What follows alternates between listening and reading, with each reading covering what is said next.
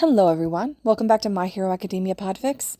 This will be the continuation of Burn Your Wings. This will be Part 20, Chapter 20, entitled Welcome Home. Izuku used to dream about Icarus. He still dreams about Icarus. He dreams of a boy whose father forcefully strapped wings of feathers and wax to his back. He dreams of a boy who desperately tries to reach the sun. He dreams of falling from the sky with burning wings. See, from the day he first manifested his quirk to just a few months ago, Izuku had absolutely hated his quirk. The first time he used his quirk, it burned him. It made his mother scream. It made Hisashi laugh and croon, like father, like son. He wished he was rather quirkless. But fate must have a cruel sense of humor, for when that wish finally came true, it was only after Izuku met Todoroki and accepted his quirk as his own. It was only after he'd come to rely and depend on its power. It was only after he met Eri and saw how much of himself reflected in her. And then his quirk was erased by Eri's. For so much of his life, Izuku had desperately wished that he didn't have his father's quirk. He never thought he'd get his wish like this, but then again, of course it would be here and now. Because life isn't fair, and it certainly isn't kind.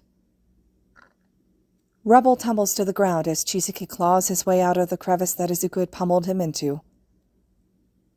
Saving each other, the man spits, a vein throbbing at his temple. Don't make me laugh.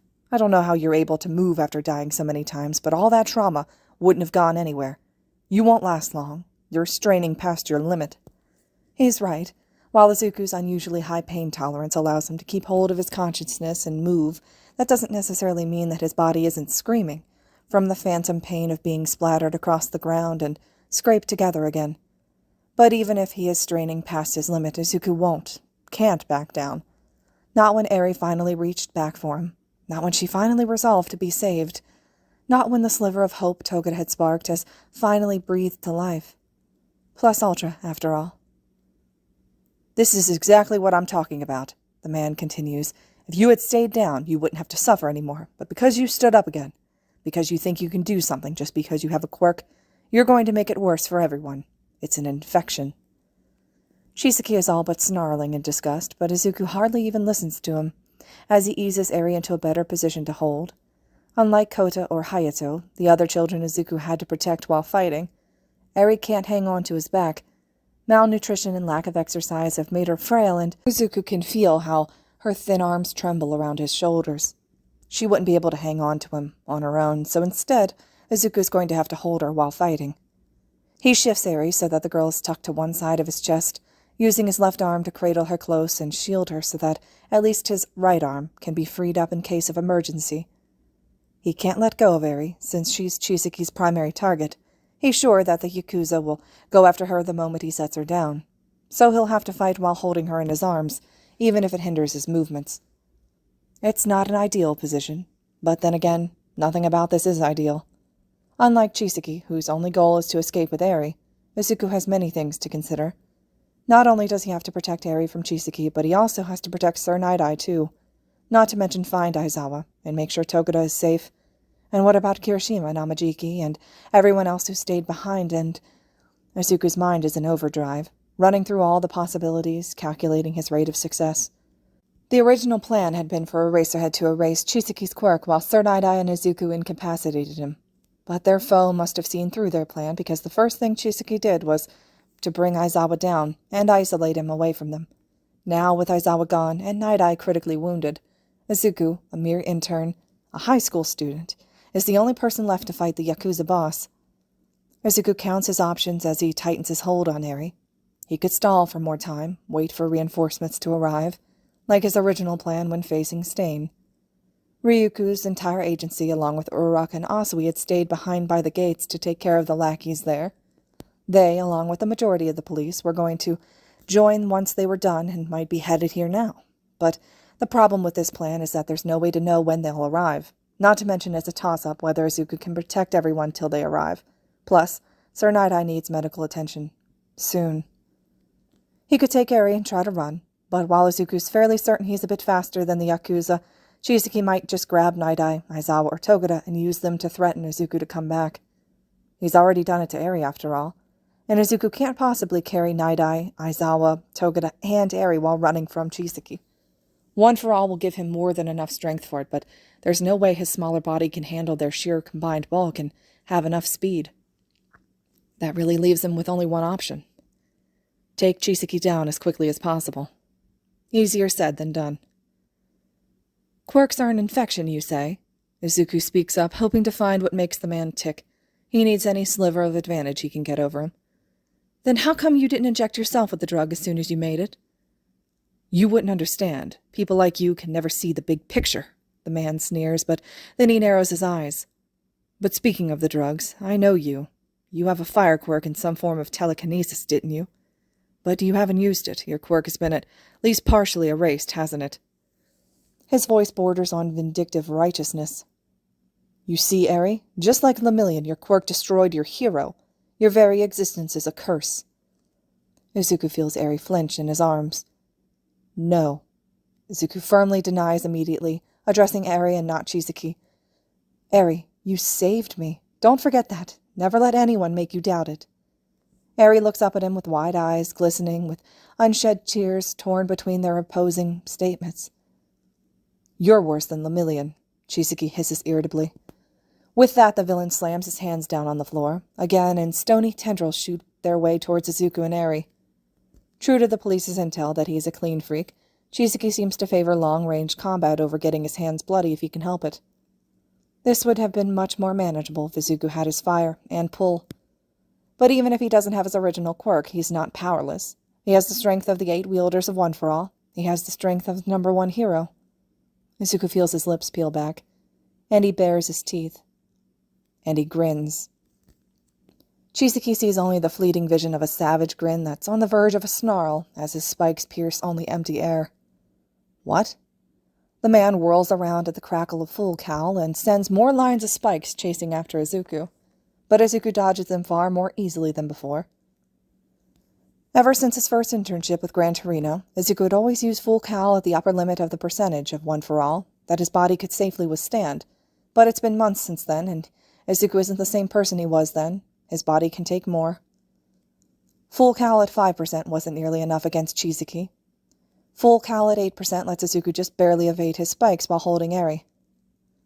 Izuku dodges the spikes, trying to draw Chisaki's attention away from Sir Nidai, while also slowly working his way towards Chisaki closer so he can deal a blow, and wow, if only he had his fire so he could attack from a range, but he doesn't have it, so he's just going to have to deal. The entire room shudders and rumbles as Chisaki sends waves of spikes at Izuku and Eri. Izuku dodges and kicks off the spikes while shielding Eri with his arms away from the rubble. And once he works his way closer until he's only a few meters away from Chisaki, he makes his move. Things would have been so much easier if Izuku had his fire and pool. But he doesn't, so instead he calls on One for All, feels it surge up in his limbs and crackle through his veins. Full Cowl, 20%. Izuku shoots towards Chisaki like a bullet. The Yakuza's eyes are wide, taken off guard since Izuku's current speed far outclasses himself moments ago at 5%, or even 8%. Izuku kicks through the thin spikes that Chisaki hastily throws in his way, and swings around for his head. The villain just barely dodges by almost throwing himself on the ground, and his nose scrunches and his eyes are enraged as dust coats him. As previously mentioned, the upper limit of One for All Izuku can fully handle is 8%. At 20%, his bones are creaking, and his muscles are screaming, and he's straining past his limit, but he can still move. He can still fight, and now he has Chisaki on his back, and it'll only take one blow to the head to knock him out. In what seems like a last-ditch effort, Chisaki twists so that his palm slaps against the ground. A spear of earth bursts forth, but it seems the trajectory is off. In its haste, even if Izuku's grazed, he can still knock Chisaki out before he can do anything else. He's so close to ending this. Wait. The spear isn't aimed at Izuku's heart. It's aimed at Eri's head. Eri squeezes her eyes shut, bracing for pain, accepting it, used to it. But fuck that. Izuku promised he'd save her, and so it isn't even a choice when he gives up the golden opportunity to take down Chisaki, and instead leaps away from him. The spear misses both Eri and Izuku by a hair's breadth. It's okay, Izuku whispers to Eri as she tentatively opens her eyes. We're okay. But even as he whispers reassurances to her, His gut wrenches as he watches Chisaki rise to his feet. Infected, Chisaki sneers with disdain as he dusts himself off. Even if you're fast, your movements are far too predictable compared to the others. The others, Night-Eye and Togata. Of course Izuku isn't up to their level, not just because he's less experienced, but because he came to Night-Eye's agency specifically to learn that kind of prediction and tactical planning. But that aside, the greatest reason Chisaki was able to get the upper hand was that he targeted Eri without a moment's hesitation. Chisaki just used Eri as bait. If Izuku had been a fraction of a moment too late, Eri would have been hurt or she could have even died. But Chisaki didn't care. He used her anyway, as if he sees her as just a tool, as if it's the most obvious thing in the world. Then again, why wouldn't he when he can always just reassemble her? It makes Izuku sick. Anyone else might have raged and asked something along the lines of, "How could you do that to your own daughter?" Togata already has. But Izuku doesn't, because he knows all too well that just because someone is your father doesn't mean they won't hurt you. Even if Chisaki isn't actually Eri's father, he's still a dictator and abuser. He's still the one who torments her days and plagues her nightmares, and that's what really matters. Chisaki snarls with annoyance and frustration as the fight is prolonged yet again. "You're only delaying the inevitable."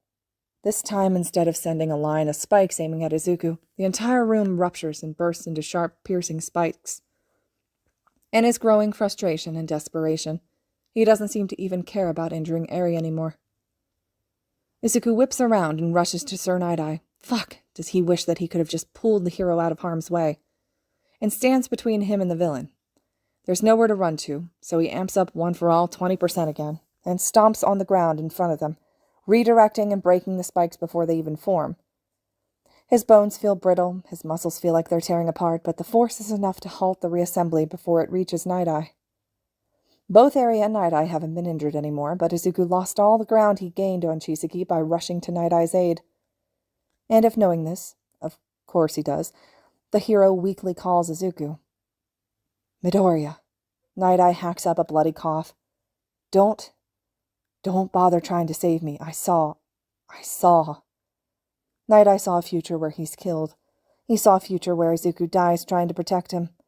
He saw a future where Chisaki escapes with Eri, rendering Mirio's desperate efforts pointless. His eyes are hollow as Izuku turns back to look at him. He doesn't elaborate what he saw with his foresight, but the haunted look in his eyes tells Izuku more than enough. Once upon a time, Night-Eye believed that his quirk meant that he could prevent bad things from happening. But no matter how hard he tried, no matter how desperately he struggled, no matter how much he worked or prayed or begged, the future he saw always came true.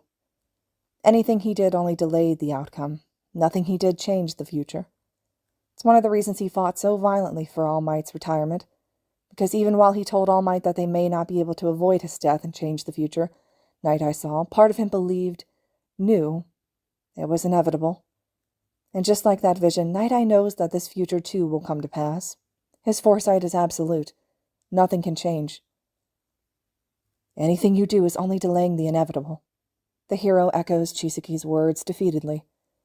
His words ring with distraught, dejection, and bone-weary resignation. He spent a lifetime trying to change the outcome of his foresight, only to fail time and time again, until he's finally come to accept fate, accept his own death, accept All Might's death. But Izuku doesn't. Izuku has never given up when he was told to. He's smashed convention, rules, his own bones to save people when they don't want his help. And if Night-Eye says that their deaths are fate, well, he'll smash that too. "Sorry, sir," Izuku says, his tone gentle and his smile soft despite everything. "But I don't believe that your foresight means the future is set in stone. Even if it's predetermined, I'll smash that future to pieces." And Night-Eye wants to weep at those words because it's the exact type of thing that All Might would say. It's exactly the kind of thing that All Might would do. For as much as Night-Eye wanted to hate Midoriya, the boy is so much like the hero, like his hero, that it hurts. But no matter how alike they are, Midoriya isn't All Might, and he isn't enough. Night-Eye's seen what will happen. He knows what will happen. He knows. "It's all right," Izuku says, both to Night-Eye and to the girl he's holding in his arms. "We'll be all right." Sir Night-Eye doesn't believe him. But Eri does. "Eri!" Chisaki shouts from across the room. "You hurt him. Even the pro knows it's inevitable. It's no use, so be a good girl and come back." She would have. Just a handful of moments ago, any biting order or threat would have been enough to make Eri crumble and run back to her abuser. But just as Izuku's arms tighten around her, Eri too tightens her arms around her hero's neck and turns to look back at Chisaki. For the first time, she lifts her chin and looks him in the eye. No. It's only a single word. Barely anything more than a whisper breathed against Izuku's throat. Her voice may have hitched, her arms may have trembled, but she is firm and unwavering in her denial. It's the first time Eri refused him. And with that, something bursts into life. Power crackles and sparks like static electricity from the horn on Eri's forehead, pulsating as her quirk awakens. Izuku gasps as the power takes hold of him, shooting through his core, coursing through his veins. He feels it do something to him. It changes and shifts something within him, but he doesn't have time to think about that because Chisaki is roaring and sending an avalanche of deadly spikes at them. Izuku tries to stop it, to stomp down with full cowl. He wills them to stop and... Fire bursts out of Izuku. Bright flames roar and erupt to the ceiling, blinding Chisaki and forcing him to step back. It's been triggered, the villain grits out as he holds up an arm against the blaze. This is why I never touch her. No one's taught her how to use her quirk, and yet... In the center of the flames, in the eye of the storm, Izuku holds Eri to his chest, having shielded her from the blaze with his own body. He tentatively lets her lift her head as the flames die down, looking down at her with wide eyes. My quirk. That's all he gets out, before a searing pain rips through his body. Izuku's knees hit the ground. He keeps hold on Eri, refusing to let go of her, but it feels like his body is being torn apart, like he's being pulled inside out. You're being rewound, Chisaki growls as he deconstructs and reassembles his own arm, healing the burns from Izuku's fire. Something triggered your quirk, but you can't regulate it, can you, Eri? You don't know how to stop. You rewound him enough that he regained his quirk, but if you go on, you'll rewind him out of existence. That's the nature of your cursed quirk. Her fault, is what Chisaki's trying to say. It scares Eri to her core that she might kill her hero. She tries to let go of Izuku, to push off, to get away from him, to save him from herself. If you don't let go, you'll be rewound out of existence. Hand her over. Annihilating her is the only way to stop that curse. But Izuku doesn't let her go. Doesn't let her hurt herself in trying to save him because... A curse? Something pulls Chisaki forward, right into a blast of flames. While the villain is distracted, Izuku bolts over to Sir Night-Eye and guides Eri's hand to the barely breathing hero. Unlike being reassembled by Chisaki, being rewound by Eri may hurt, but it doesn't leave any lingering trauma. On the contrary, Izuku's body isn't screaming from the abuse anymore, so if Eri's quirk rewinds all that pain and trauma and abuse from him, then what if she uses her quirk on Night-Eye? Her horn pulsates, crackling with energy, and then right before their eyes, Sir Night-Eye's wounds are rewound to leave unblemished skin under Eri's hand. Night-Eye breathes easily, blinking rapidly up at Eri, who's staring at what her quirk did with equal disbelief. Both are stunned, Night-Eye at what his quirk finally got wrong, and Eri at what her quirk finally did right. Oh, Eri, Izuku breathes, gathering the speechless girl in a tight hug. Your quirk isn't a curse, it's a blessing. You saved him. Thank you so much. Eri is still for a moment, and then she's hugging Izuku back just as fiercely. Izuku steps away from Night-Eye so he won't be rewound any further than he needs to be. Sir, please, go check on Eraserhead and Togata-senpai. For a moment, Night-Eye seems like he'll object, but then, perhaps acknowledging the fact that Izuku's better suited to take on Chisaki, perhaps because worry for his student urges him, or perhaps simply overwhelmed that Izuku and Eri actually changed the future, Night-Eye nods and dashes away. With Night-Eye out of the vicinity, Izuku turns up full cowl. Quirk analysis is Izuku's specialty, after all. Now that he's taken a moment to adjust, Izuku's gets a grip on how much and how fast Eri's quirk rewinds. So theoretically, if he keeps breaking himself at the same rate that he's rewound, then he'll always be at top condition. 20% isn't enough to keep up with Eri. 30%, 40, 50, 70. He keeps increasing the percentage of one for all until he can match her. Full cowl crackles like electricity all around his body, green, snapping, and glowing brighter than ever before. 80%, 90, 100. 100%. He reaches 100%. One for all, full cowling 100%. Power coursing through his limbs, singing in his blood, and roaring in his ears. He wonders if this is what All Might feels like, because right now Izuku certainly feels like an unstoppable hero. Izuku can't help it. He grins. "Eri," he calls. "Will you lend me your help? We can save everyone." "We," Izuku had said. "Save not just Eri, but everyone," he'd said. "Yeah." Eri nods, tears glistening in her eyes, but her expression closer to a smile than Izuku's ever seen. "Enough!" A snarl echoes from the other end of the cavern. It seems that Chisaki used the time and Izuku and Eri were distracted to fuse the very earth itself. He created a gigantic beast with the arms of the subordinate sticking out behind his back. "Neither you nor Eri can see the value in this. Her quirk isn't merely for rewinding injuries or people. She can affect the very evolution of our species, rewinding us to a state before the mutations known as quirks ever happened. Don't you see? This is bigger than you, bigger than any one person. Breaking the reason of this world of quirks, that is what Eri is. Why won't anyone see the bigger picture?" The man rants and raves at him, towering over Izuku and Eri. When facing Hisashi, Izuku had always been silent, even if he trembled and tears streamed down his face and his knees wobbled. He was always silent. But Izuku isn't the helpless child he was then, and after facing villains and overlords and living nightmares, he's grown something of a mouth on him. "The bigger picture," he shoots back. "How can you do that if you can't even see one girl right in front of you?" Izuku makes sure to hold Eri an infinitely gentle embrace, and even with the power of One for All's 100% coursing through his limbs. All Might gives great hugs, even in his buffed-out form after all, and Izuku learned from the best. When Chisaki roars and leaps for them, he's ready. Dozens of arms and spikes lash out at them. They're made of dirt and rock and concrete and metal, anything Chisaki could scrape up from the structure around them, but with full cow at 100%, Izuku can just straight up smash through anything Chisaki throws at them. Chisaki's eyes widen as Izuku and Eri blow past him and everything he's made. Izuku clicks his tongue when he misses the villain that has to pivot off the far wall instead. He's never used One for All at 100%, aside from his fingers, so it's hard to judge his own strength and speed. But just as Aizawa once said, a hero always has more than one trick up their sleeve. And thanks to Eri, Izuku now has 3. Even though Izuku missed him by a mile, Chisaki finds himself pulled into the trajectory of a burst of flames. The man hastily constructs walls between the fire and himself to avoid getting burned, but in doing so he made the mistake of obscuring his own vision. That's what Izuku counted on. In the moment Chisaki loses sight, Izuku circles around and smashes through Chisaki's barrier from behind. Anything the man assembles crumbles like a house of cards in the face of One for All at 100%, and Chisaki doesn't even have time to turn around and face Izuku when he smashes through the beast of earth that was protecting the man's back and delivers a powerful kick to his spine.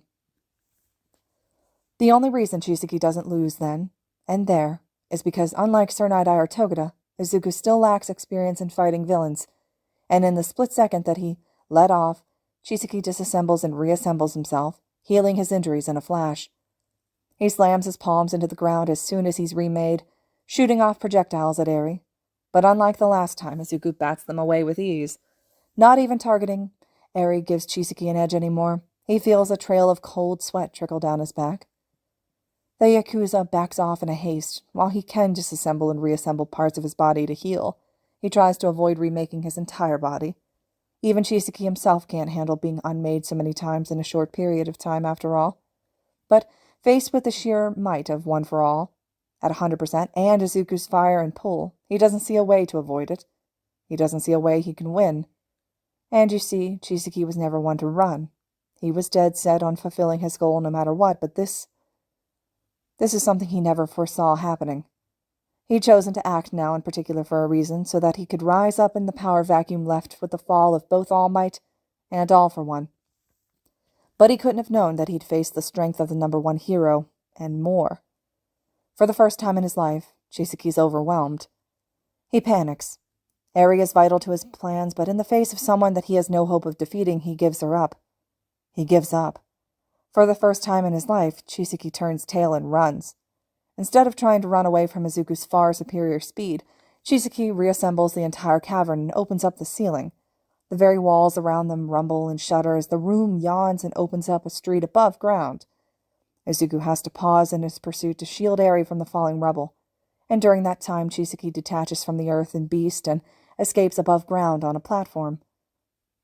What? Overhaul? He's getting away! What happened to Night-Eye and the others? Izuku hears the police and other heroes, their surprised voices. When he looks up, he finds Ryuku's agency along with Asui and Uraraka. At the sight of them, Izuku thinks of a plan. Uraraka! Asui! The two girls turn at his voice and look down the hole to find him. Deku! What happened? Overall's getting away. I know, there's no time. Uraraka, float me when I get there. Asui, throw me at Chisaki. It's probably a testament to their trust and bond that neither Uraraka or Asui even paused to question Izuku's sudden request. Izuku jumps with One for All's 100% and pulls himself out of the hole with his right arm outstretched. Just as he passes the rim, Uraraka reaches out to high-five him, taking away his gravity.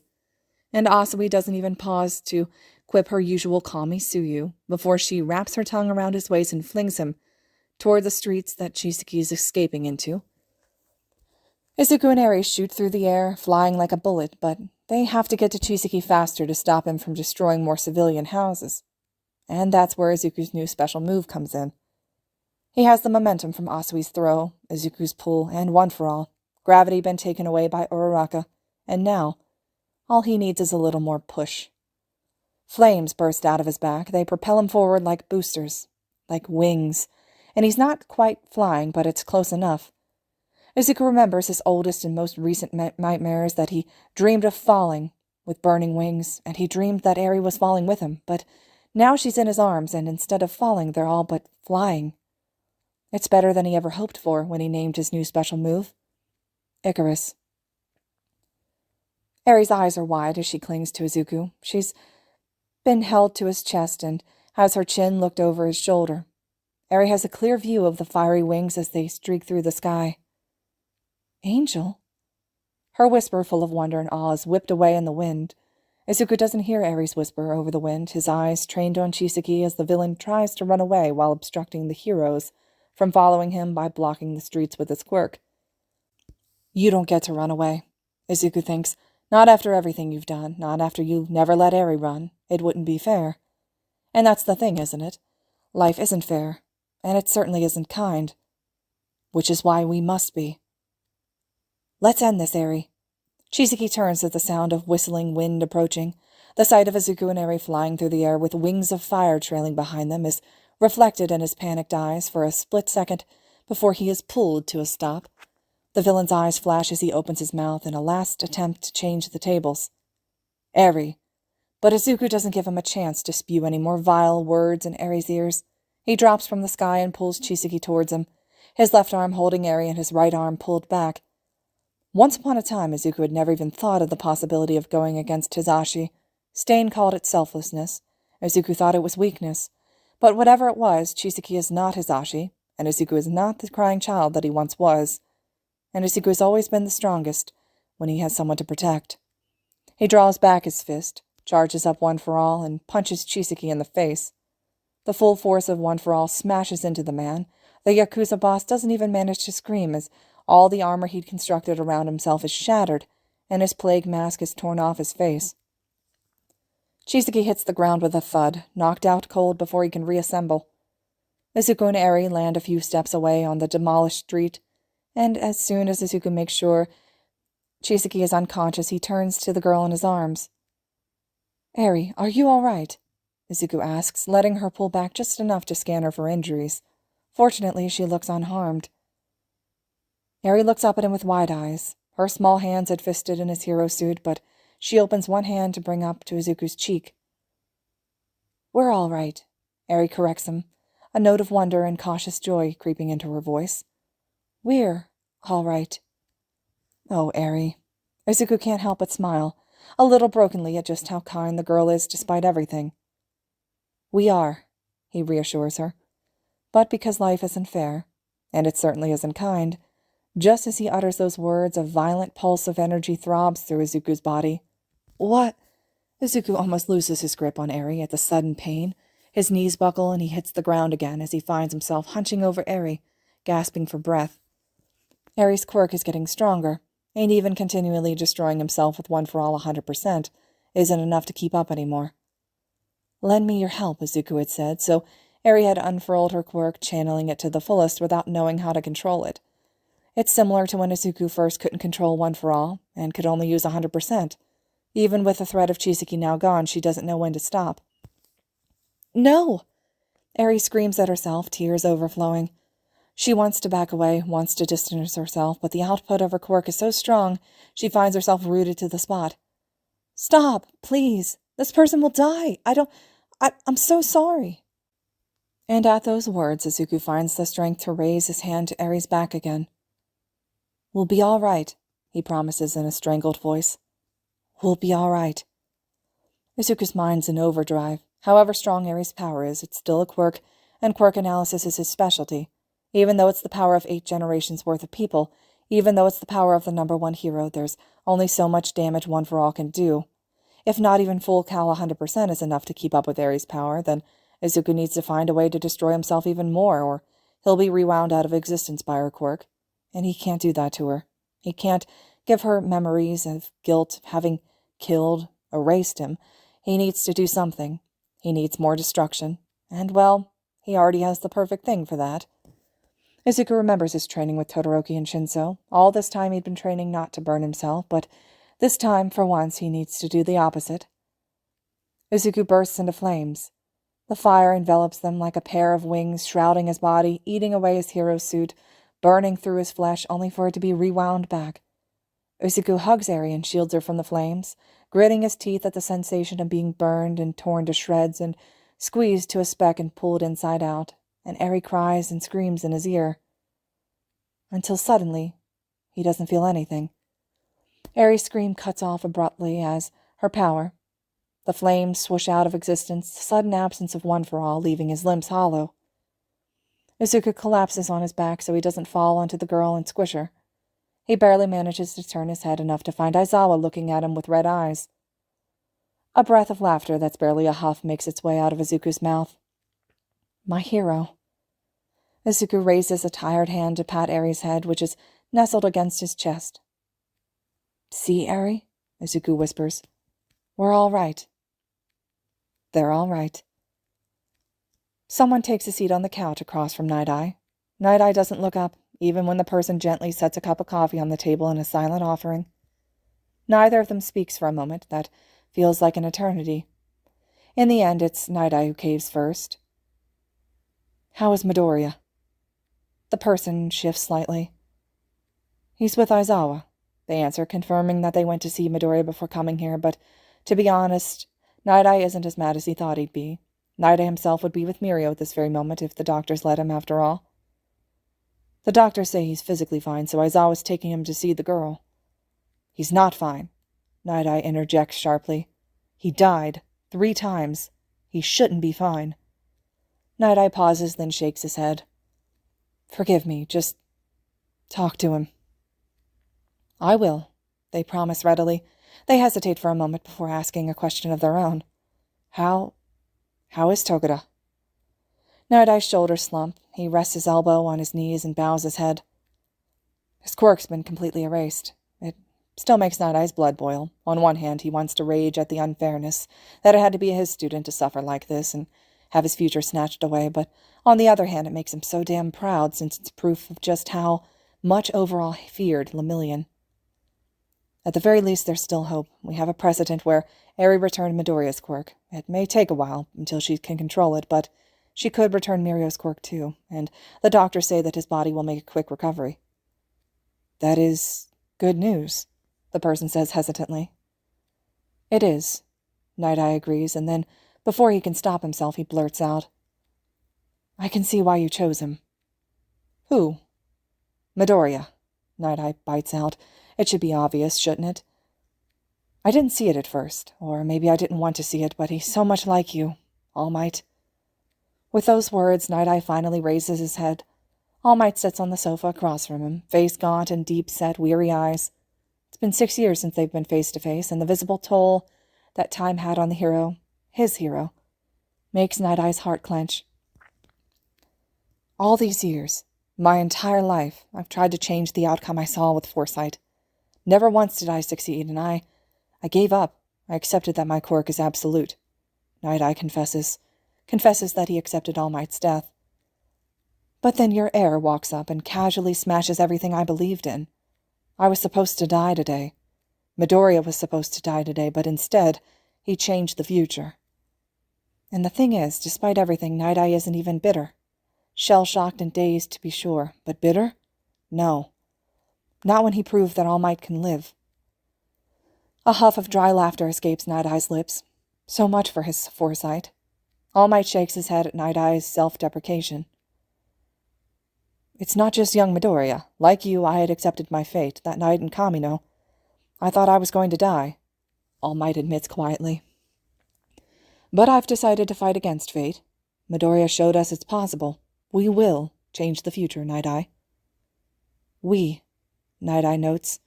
All Might probably doesn't know how sweetly that word sounds, and how it stings. But perhaps Night Eye lets something show on his face because All Might falters for a moment. The silence that hangs between them is thick and heavy. This time, though, it's All Might who breaks it. I'm sorry. Night Eye could have snapped back. What for? He could have let years of hurt lash out, but All Might loves you, a voice that he can no longer even pretend to hate whispers in his ear. So Night Eye puts down all his barriers and answers honestly. I know. So am I. He meets All Might's eyes. All Might smiles at him, small and frail, yet full of hope. Night Eye smiles back. This doesn't make everything all right, of course. There are still years of hurt and neglect that they need to work through to even begin rebuilding what they had. But it's a start. He's more than okay with that. Night Eye finally reaches for the cup of coffee All Might had set on the table. He sees All Might perk up and watch with bated breath as Night Eye takes a sip. Black, Night Eye notes, with only a drizzle of syrup. Just how he likes it, even after all these years. Yes, Night Eye thinks it's a lump that has nothing to do with the coffee forms in his throat. He's more than okay with this. It's nighttime of the next day by the time Midoriya, Kirishima, Uraraka, and Asui returned from internships back to the dorms. Everyone in Class 1A had waited to greet them in the common room of the dorms, even Bakugo, though he'd probably never admit it. They all saw the news yesterday. Shots of Uraraka and Asui helping clean up after the battle with Hasaikai, and Shoto knows there must have been a gag order, but really, the Yakuza? Kirishima being carried out on a stretcher, and a shaky clip of Midoriya with his fiery wings blazoned across the sky. So while they were all proud of their classmate, they were worried as well. Personally, Shoto thinks it's a miracle that Midoriya made it out unharmed. This was before he learned that the other boy had fucking died 3 times, and nope, Shoto's never letting Midoriya out of his sight. Ever again. Their classmates had crowded around the interns, patting their backs and chattering, and Hagakure had given Uraraka and Asui a big hug. Sato immediately brought a chocolate cake and fed it to the tired interns, while Yaoyorozu brought some relaxing tea to go with the cake.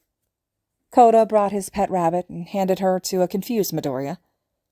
Shoto didn't understand it either, but he hadn't complained as he raised his phone to snap a photo of Midoriya blinking down at the ball of fluff in his arms. And that was when it happened, just as Shoto was looking at the photo he took. The soft smile that had crept on his face had frozen when he saw he had a new message. It was from Endeavor. That single text message had been enough to shake Shoto so much that he had to excuse himself and retire to his room early.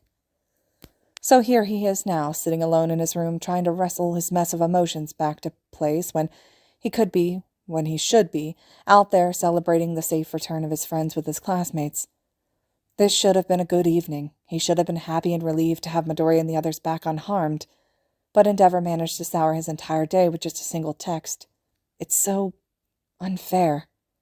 But just as Shoto thinks these words, his dark thoughts are interrupted by a soft knock on the door. Shoto blinks, shakes his head to chase away the tendrils of thought, and rises to open the door and finds Midoriya. Hey, the other boy greets with a smile that Shoto instantly returns despite his bad mood mere seconds ago. You didn't stay for the cake, so I saved you a piece. He's holding a plate of the chocolatey sweet and a mug of steaming milk as well. Shoto feels like his heart does a little funny squirm where it tries to melt and clench at the same time. Melt with affection at more proof that Midoriya cares for him, but clench with guilt that Shoto made him worry when he should be resting after all he's been through the past few days. Midoriya steps inside Shoto's room at his invitation and sets the treats on his desk. Thank you. Shoto smiles. It's nothing, but Todoroki, I wanted to ask. What happened? Shoto freezes as Midoriya turns back to face him, concern written clearly across his face. Why would something have happened? Midoriya doesn't scoff, but he does roll his eyes. Please, I know you better than that. Yes, Midoriya does. The corners of Shoto's lips twitch upwards at that. If you'd rather not talk about it for a personal reason, that's fine, but if you do want to talk about it, but are holding back because you think that you'll be a bother to me or something, well, you should know me better than that. Yes, Shoto does. Any other day, Shoto would have gone knocking on Midoriya's door first and asked to talk about this. Even if Midoriya can't actually solve any of his problems, they know that talking to each other can at least make them feel better. But Midoriya's just come back from fighting a villain organization, and fighting his past, judging by what he'd heard from Uraraka and Kirishima. So he already has more than enough on his plate. Shoto shouldn't add to that by bothering him with his own petty emotional difficulties. But Shoto does know Midoriya, and he also knows that if the situation was reversed, he would want Midoriya to talk to him too, rather than suffer alone. Endeavor messaged me, Shoto finally admits. He says he's coming to watch my remedial class for the license exam tomorrow. Midoriya's eyes narrow at the mention of his father. Shoto wonders if it's odd for him to find that so endearing whenever Midoriya shows contempt for Endeavor on Shoto's behalf. When I saw his message, I just blanked for a moment, and it frustrates me that he still has so much influence over me. But I'll be fine soon, I promise. Besides, it's not like there's anything I can do to stop him. Midoriya's brows droop. I wish there was something I could do, or at least go with you for moral support. He trails off, then perks up. Oh, wait here for a sec, I'll be right back. Midoriya dashes out of Shoto's room, only to return with a few moments later, his green stuffed bunny under his arm. The sight reminds Shoto of the photo he took earlier. I wish I could do more to help, Midoriya says apologetically. But I can't think of anything that can actually help except trying to cheer you up, and sometimes when I feel down I find that hugging this kind of helps, and I don't know if it'll work for you too, but it doesn't hurt to try, right? And if you don't like the bunny, I can bring the Pomeranian too, and wow, I'm rambling too much, so just here. With that, Midoriya pushes the green stuffed bunny into Shoto's arms. Shoto blinks down at the green ball of fluff in his arms, then raises his gaze to blink at Midoriya. The other boy makes a hugging gesture, so Shoto experimentally squeezes his arms around the stuffed animal. It's so soft to touch that he finds and supple enough to be comforting as a weight in his arms. Shoto drops his head to bury his face in soft green fur. It smells like Midoriya. The line of tension that had been in Shoto's shoulder relaxes instantly. Shoto inhales deeply, closing his eyes. Can I have the Pomeranian too? He finds himself asking, his voice muffled against all the fur and cotton. Midoriya laughs, sounding relieved. Glad to see it helps. You can have anything, any time. Then can I have you now? He thinks. It's only when Shoto lifts his head at the silence to find Midoriya staring at him with wide eyes that he realizes he just said that out loud. Shoto opens his mouth to give some kind of excuse, but to be honest, he doesn't even know what to say. Not, I didn't mean it, when he did. Not, it was a joke, when it wasn't. But in the end, it doesn't matter, because instead of drawing out the awkward silence or avoiding him, Midoriya smiles and hesitantly opens his arms. Because you see, for all that Izuku hadn't been used to physical contact, that isn't violent, he's received some great hugs throughout the year, and he knows just how much it can help. This isn't exactly what Shoto meant, but it's more than good enough. Shoto feels his stomach drop to his gut and a lump form in his throat. He swallows hard before he carefully sets the stuffed bunny on his futon, and then he steps into Midoriya's waiting embrace. This should be awkward, or embarrassing, but even though Midoriya is far more muscular under his clothes than Shoto expected, even though they bump their toes as they try to position themselves, it just feels so right when he slides his arm snugly around Midoriya's shoulders and holds him close. Midoriya circles his own arms around Shoto's waist, and Shoto leans into him, trusting the other boy to support their weight. He uses his height to advantage and rubs his cheek against the top of Midoriya's head, and yes, this is so much better than a stuffed animal. Midoriya laughs at Shoto's actions, and gods, Shoto can feel the laughter rumbling through his own chest. You're such a cat, Midoriya says fondly. Bunny, Shoto shoots back. Am not. R2. The familiar banter only helps to ease the tension from thinking about Endeavor. Shoto's emotions melt away at the warmth that's emitting from Midoriya, both literal and figurative. He really is the sun, Shoto thinks, leaning his cheek against Midoriya's head and holding him close. Nothing has really changed. Endeavor will still come tomorrow, and Shoto will still have to see him. But with an armful of stars, he can face his shadows. That night, Shoto falls asleep surrounded by Midoriya's bunny, Pomeranian, and guinea pig stuffed animals. His dreams are uninterrupted by nightmares. Izuku hadn't been allowed to visit Eri after she was rescued, but a few days later, Aizawa comes to bring him to the hospital and meet her. She's been asking for you, the hero explains. This is the first time she's spoken up for anything, and we want to encourage that. Plus, the horn on her forehead is shrunken down, which we think means that her quirk is spent out. There's less of a risk that her quirk will activate, so we're authorizing you a visit. Aizawa pauses, then adds, I will be supervising you from another room, just in case, so don't worry. I heard you destroyed your body to keep up with her and avoid being rewound out of existence, but try to avoid that today. I'll try my best, Izuku promises. He doesn't want a repeat of last time either, for Eri's sake, more than his own. They arrive at a secluded wing in the hospital. Izuku can see Eri through the open door, and she looks a little lost as she stares down at her hands. Hello, Eri, Izuku calls as he steps into her room. The girl visibly perks up when she looks up and spots Izuku. It's you, the angel.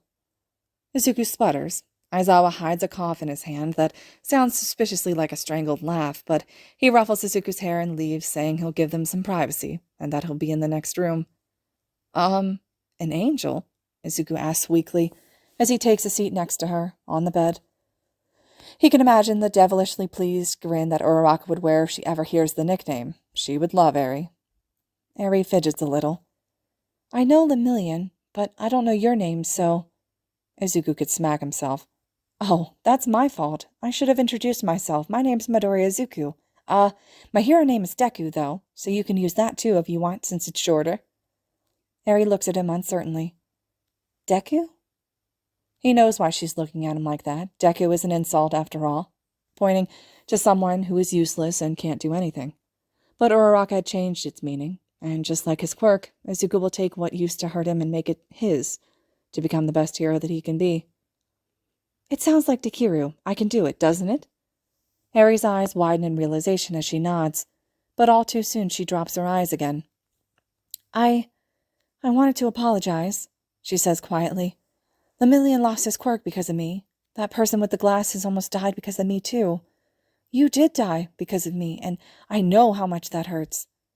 Izuku's heart squeezes painfully at how nonchalantly she says it.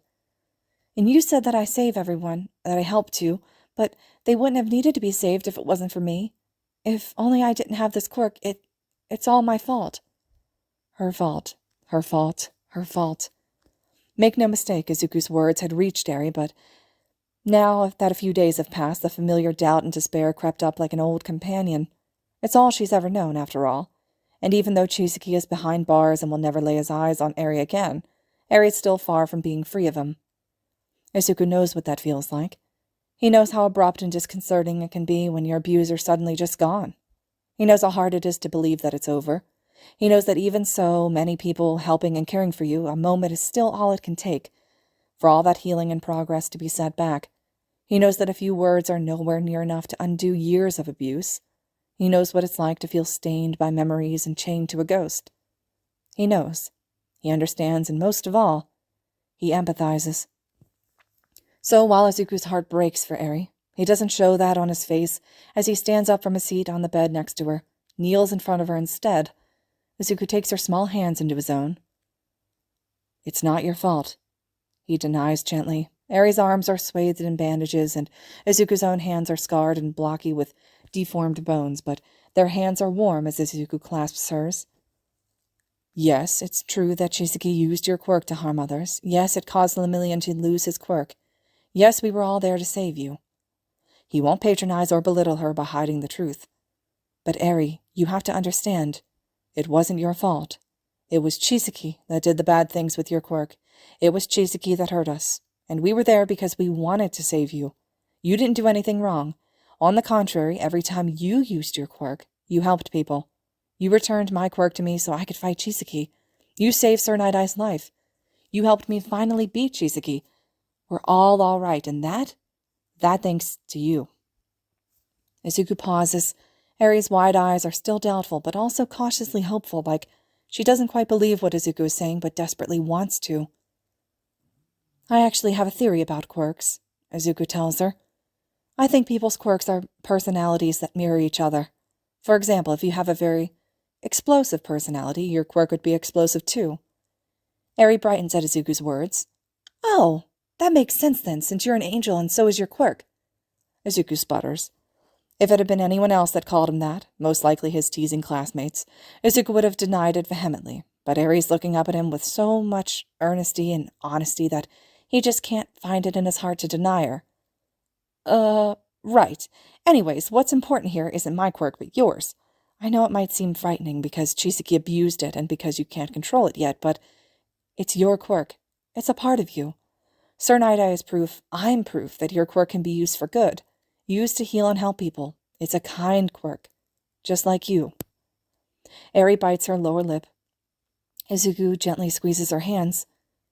I know. His voice breaks.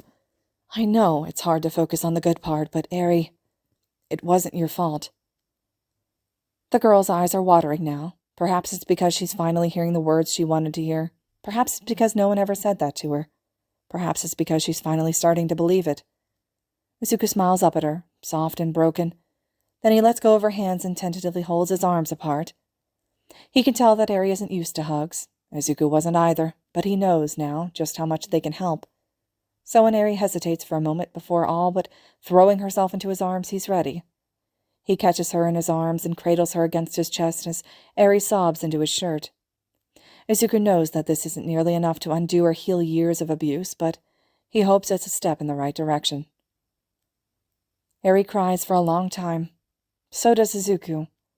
Not in front of her, of course. He stays with Eri until visiting hours are up, bids her goodbye, and promises to return, thanks Aizawa for chaperoning him, returns to the dorms, goes to his room, shuts the door, and then he cries.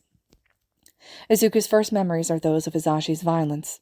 He's learned that it was wrong and that Hisashi was a bad person as he grew up, but for the longest time, that was just how the world was. And even when Izuku grew up, even when Hisashi was arrested, some deep part of him still blamed himself for making Inko cry. If only he didn't have his father's quirk. If only he wasn't so young. If only he wasn't so small. If only he wasn't so weak. But then Eri came along, and when she blamed herself for the exact same things, Izuku was sincere when he told her it wasn't her fault. Only then did he realize it wasn't his fault either. Just like it was Chisaki that abused Eri and her quirk, it had been Hisashi who abused Inko and Izuku. Even though Eri felt like it was her quirk that caused everything, even though Izuku always blamed himself for being too weak, in the end, it was their abusers who were wrong, not them. It wasn't Eri's fault. It wasn't Izuku's fault. It wasn't their fault. Izuku cries for a long, long time. He hasn't cried this hard in years, and the tears wash down his cheeks. It feels like something he didn't even realize was stained as being cleansed. It took years for him to realize it. It took telling Eri the very words he needed to hear himself to realize it, but now that he knows, now he understands. It wasn't his fault. And for the first time since he can remember, Izuku feels like the weight on his back has lifted. He feels like the scars covering his body have smoothed over. He feels free. When Shoto knocks on Midoriya's door, the other boy doesn't open the door for him with a smile like usual. Midoriya?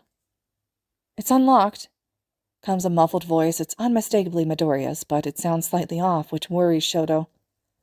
When he opens the door, steps inside, he finds that the room is dark. The lights are off and the drapes closed, only a sliver of sunlight peeking through between the curtains and illuminating the room in a dim light. Shoto has to blink and let his eyes adjust before he finds Midoriya lying down on his bed, an arm thrown over his face. When Midoriya peeks out to look at Shoto from under his forearm, Shoto finds Midoriya's eyes are red. Light hurts, is the only thing he says, and now that he can hear it clearer, Shoto recognizes that the other boy's voice is thick and cracked, as if he'd cried himself hoarse. Shoto closes the door behind him, locks it on second thought to prevent any well-intentioned visitors from seeing Midoriya in this state. Then he approaches. He kneels down on the floor by Midoriya's head, summons a thin layer of ice on his hand, nudges Midoriya's arm away from his face, and wordlessly lays his palm over his eyes. Midoriya sighs in contentment as Shoto's cool hand His red and puffed eyes are being relieved. Shoto's eyes are drawn to the way Midoriya's lips part. With Midoriya's upper face covered with his own palm, his eyes can't help but drift down to the only part of his face that's uncovered. It would be so easy to lean down and... "Thanks," Midoriya says, breaking Shoto's line of thought. Shoto straightens and shakes himself out of his musings. "Do you want to talk about it?" he asks carefully. "Yeah," Midoriya agrees after a beat. "Not right now, but yeah, I want to tell you." Shoto hums, pleased. He wouldn't have pushed if Midoriya had said no, of course, but it warmed something inside him that he easily said yes, at the trust and affection it implies. Midoriya reaches up to draw Shoto's hand down a bit, just enough that his eyes peek at Shoto over his fingers. "Can I ask for a favor?" Shoto tries very hard not to be distracted by the way Midoriya's lips brush against his palm. "Anything," he replies honestly instead. Midoriya's red eyes crinkle at that, and even though his lips are hidden behind Shoto's, he can tell he's smiling. "There's somewhere I need to go," Midoriya confesses quietly. "I don't think I could do it on my own, and I'd never make my mother go with me, but if it's with you, I think I can face it. I know you go see your mom on the weekends, but if you could spare some time after—" "Of course. Where are we going?" Midoriya's hand tightens around Shoto's. He takes a deep breath before answering softly. "My old house." They take the train on a Saturday. It's a fairly long ride. Todoroki ends up falling asleep on Midoriya's shoulder as he lets the other boy use him as a pillow. Izuku himself is too pensive to even doze off after all, so he lets Todoroki rest until they have to get off the train. They almost get lost a few times, but in the end they find the house they're looking for. There's a faded for sale sign in the yard, and Izuku's memory is a bit fuzzy, but it's unmistakably the house that he lived in with Inko, with Hisashi when he was young. Izuku stares at it for a long, long moment. Todoroki lays a gentle hand on Izuku's back. It's only then that he's able to shake himself out of his frozen inactivity and approach the front door. It's locked. He tries the doorknob a few more times, but it only rattles futilely. "Huh." Izuku blinks down at the locked door. "That's weird. When I called the real estate, they said I could look around. No one mentioned it being locked, though." "Maybe there's a key nearby," Todoroki suggests. They spend a few minutes searching around and under the doormat, inside the windowsills, before Izuku finally gives up. He eyes the doorknob contemplatively. "It's not exactly breaking and entering if we have permission, right?" Todoroki's brows rise. "An argument could be made for that," he says slowly, neither confirming nor denying, carefully neutral, as if he isn't sure if he should be encouraging Izuku or not. Izuku gives him a winning smile as he pulls out bobby pins from his half-bun. "We can call the real estate later and tell them what happened, but for now, keep watch so someone doesn't report us or anything, will you?" Todoroki doesn't roll his eyes, but he does flick his gaze upwards for a moment. "And here I thought we were training to be heroes, not budding villains." But even as he jokes, he obediently turns to scan the street. The door is opened within seconds. Izuku takes a deep breath, steels himself, and steps inside. They changed the wallpaper. It's the first thing he notices. He can't even remember what it used to be, but it certainly wasn't the floral patterns printed on the pale pink he sees now. He wonders if they just couldn't get the blood off the walls. It's such a strange little detail to stick out to him that it throws him off for a moment. When Izuku doesn't move from the doorway, Todoroki steps up to him. A solid line of heat and comfort, which helps Izuku find the resolve to slowly walk in through their old house.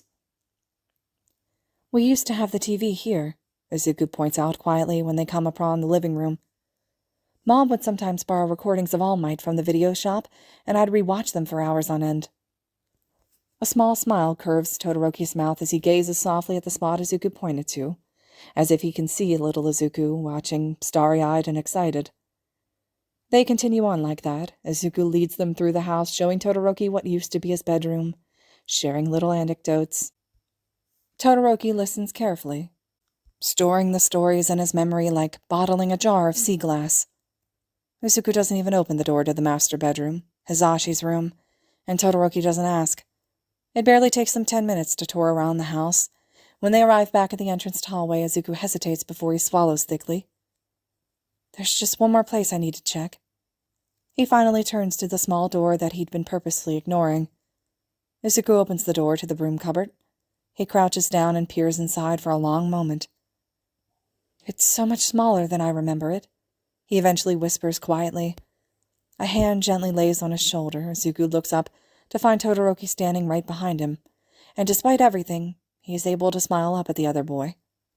It really was a good idea to bring Todoroki with him. Izuku takes a few breaths and closes the door gently of the broom cupboard, though he makes sure it's unlocked. He stands up and stretches, eager to leave now that he has the closure he came for. We'd better start heading back to the dorms, Izuku says. And Shoto looks at him for a moment. He remembers the way Izuku called this place his old house and not his home because this place likely was never home for him. In that case, shall we return home? He offers, his words unassuming but heavy with implication. Izuku blinks, and then he laughs, light and free. He follows Todoroki outside the house and closes the door firmly shut behind him. Yeah, let's go home. Izuku never realized that his fire had a tendency to manifest as wings until Uraraka had pointed it out during the sports festival, though in hindsight it seemed fitting that his subconscious would mold his father's, no, not Hisashi's fire, his fire, into wings. And so when it made it into a special move, it was only so obvious, poetic even, to name it Icarus. Sometime in the future, when Izuku becomes a pro-hero, a reporter will approach the Hero Deku about his signature move. Why did you name your special move Icarus? Didn't Icarus burn and fall? But that's the point, because the story's been simmering in the back of Izuku's mind for so long. It's because Izuku relates to the young boy so much. It's because he knows what it feels like to try desperately to reach for the sun only to be knotted by the very wings that are strapped to his back. It's because the myth is so intertwined with his charred past and present nightmares. It's because despite all that, neither Icarus or Izuku will give up on trying to reach the sun, even if they burn their wings. But Izuku can't exactly say that, so instead he just smiles and tells them, True, but everyone seems to forget that before Icarus fell, he flew. All right, everyone, this concludes Chapter 20 of Burn Your Wings. Just a few more chapters to go of this story. Hope you all are still enjoying it, and as always, thank you all so much for listening.